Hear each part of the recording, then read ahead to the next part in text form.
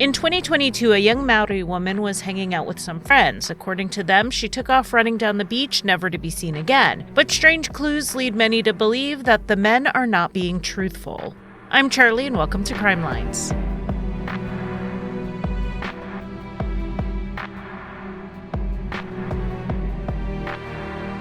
Welcome to this episode of the 12 Days of Crimelines, and this case takes us to New Zealand. I want to thank my friend Jessica for the research on this, as well as sending me a pronunciation recording along with her husband Luke. If I get anything wrong, it's on me, since we all know that what I hear isn't always what comes out of my mouth. We are going to get started with Breanna Muriwai, who was born on New Year's Day 2000 in New Zealand.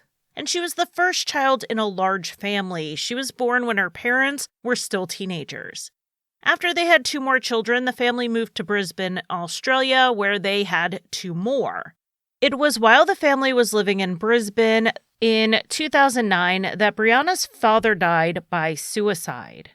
Her mother, Jasmine, walked in around 6 a.m. after getting up to feed her youngest and found him. She screamed for her mother, who was staying with them, to come help her, and that scream woke up 9-year-old Breanna, who walked in on her mother trying to resuscitate her father. Unfortunately, she was not successful. Jasmine moved the family back to Kapiti, New Zealand, which is on the North Island near Wellington. Moving back near family would be useful, as she was now a single mother to 5 small children. But Jasmine told the Fresh Start podcast that she struggled for a few years trying to numb the pain of losing her husband, and she had a doctor who was willing to prescribe her anti-anxiety medications and sleeping pills. Breanna stepped up to help parent her younger siblings until she was about 13 or so. Jasmine realized at that point that she wasn't actually healing. She was just, like I said, numbing herself. And she saw what it was doing to her children, and she stopped the medications. Breanna obviously did deal with the after effects of the tragic and traumatic loss of her father and the years her mother struggled to cope.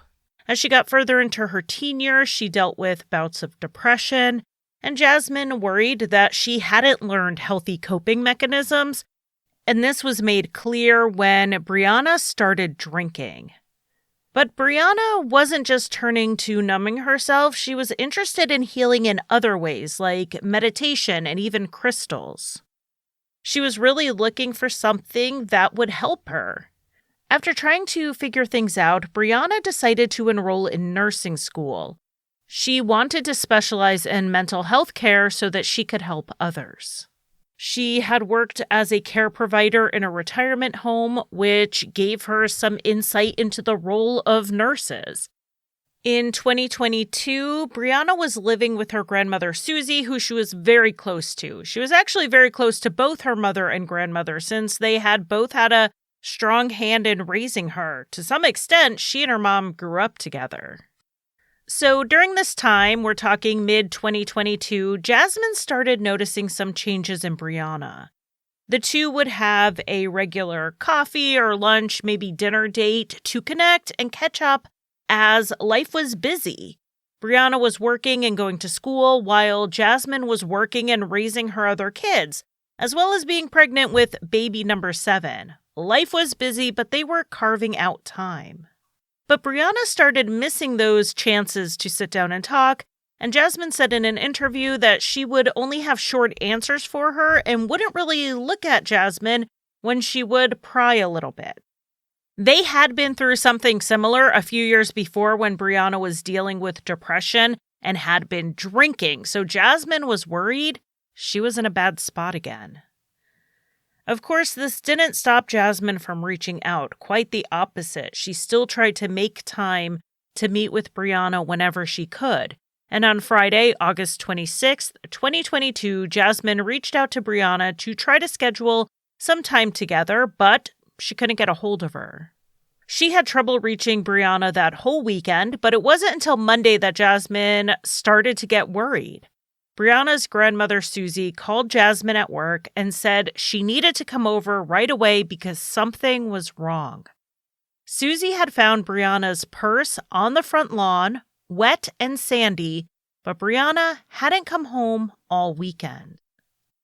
Jasmine didn't have a job where she could just up and leave. She was teaching a movement therapy class, so she went to see Susie as soon as she could when the class was over. She started calling around to Breanna's friends to see if anyone had heard from her, while Susie went to the police station to file a missing persons report. The family kept waiting to hear from Breanna or a friend of hers who knew where she was, but days passed without any information. On Wednesday, a couple of days after Breanna was reported missing, the police advised the family to post on community pages to ask for anyone with information to come forward. And this worked almost immediately. Within 10 minutes, the first lead was called to Susie. Breanna was supposedly seen at Te Horo Beach over the weekend. Jasmine and a few family members went out there, and while there, Jasmine bumped into a man who said he was actually with Breanna that weekend. He said the two of them were hanging out on the beach late on Saturday night into Sunday morning when Breanna took off running away from him, and he didn't see her again after that.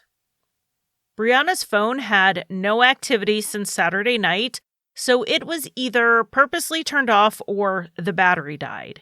In checking bank records, they found that her bank account hadn't been touched either, and her social media had gone silent. The police had to build out a timeline for Breanna's movements that weekend, largely using witness statements. What we know is that on Friday, Breanna was dropped off at the Paraparaumu train station by a family member. A friend of Breanna's from Wellington City, who we will call Bill, picked her up, and they went to Palmerston North together. They stayed there all night. Jasmine told the Fresh Start podcast that Bill was known to be involved with meth, and that appeared to be how Breanna was connected to him. With her recent changes in behavior, it definitely needs to be considered, as it may be relevant to her disappearance. At 11:15 in the morning on Saturday, Breanna and Bill were seen on security footage at a liquor store in Palmerston, and then they went home to hang out for the rest of the day. They were seen at this home by others. The police believe that Breanna wanted to go home to Paraparaumu and that Bill offered to drive her there. On their way, they picked up another person who we will call Ed.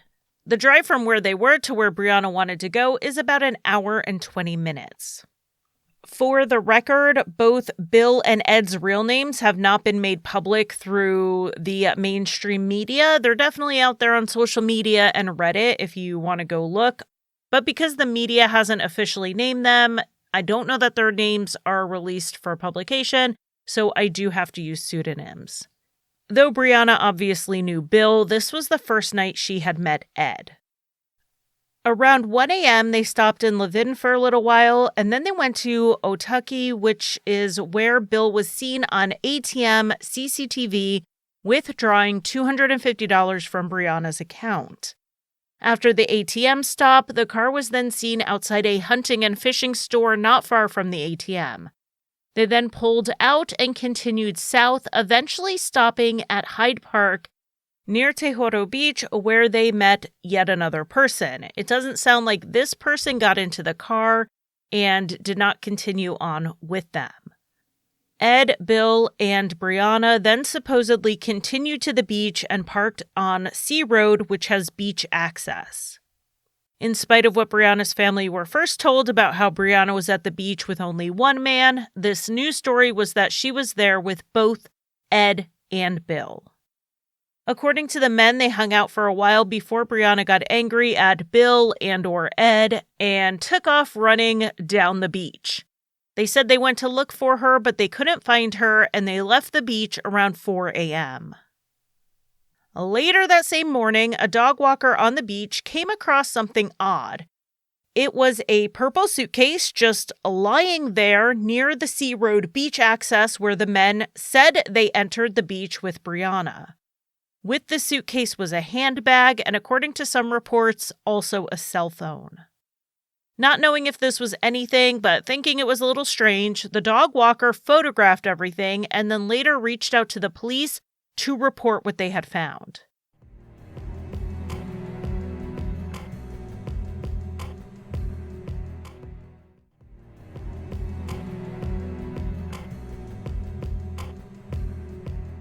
The police went to the beach, but by the time they got there, the suitcase and the handbag were gone. Thankfully, they still had those photos, but obviously they wanted to take a forensic look at these items. They put out a plea to the public asking whoever took them from the beach to reach out because they thought it was relevant to Breanna's missing persons case. It does seem like Breanna's handbag was recovered when it was tossed on her grandmother's lawn, which is where she was living at the time, but the suitcase was still missing. Why return the handbag but get rid of the suitcase? 5 weeks after Breanna went missing, her phone was found. It was at Te Horo Beach.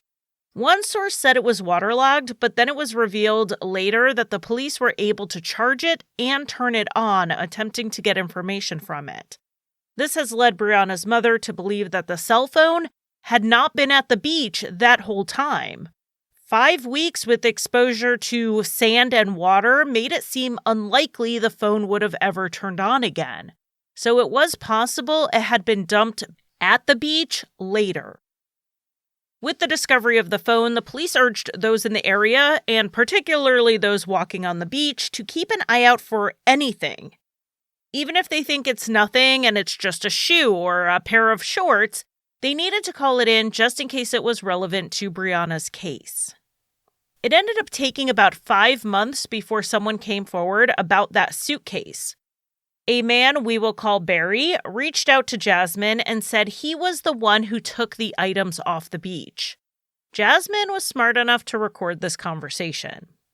Barry told Jasmine that he got a phone call from Bill, who was one of the last men known to be with Breanna, and Bill asked Barry to go to the beach to get his stuff, which included the purple suitcase.